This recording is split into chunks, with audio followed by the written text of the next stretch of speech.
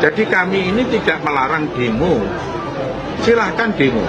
Kalau sampai kalimat kata-kata seperti itu, saya yang kemarin 5.000 silahkan, 50.000 silahkan. Itu saya tidak menantang rakyat. Saya hanya menegaskan bahwa keputusan saya terhadap hal ini itu sudah bulat, sudah tepat demi pembangunan pada rakyat. Jadi saya tidak menantang rakyat, masa rakyat saya pantang. Jadi itu hanya keputusan, bahwa ini keputusan yang tepat. Kalau mau demo silakan, mau penggalangan dana silakan.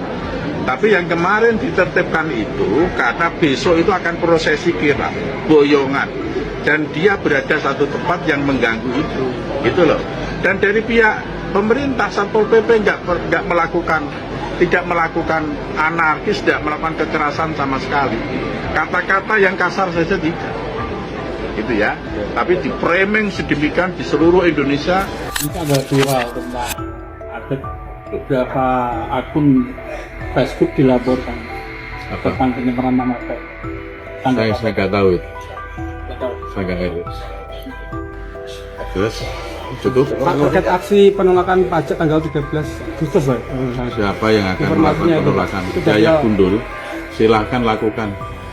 Jangan hanya 5.000 orang, 50.000 orang suruh ngerahkan. Saya tidak akan gentar.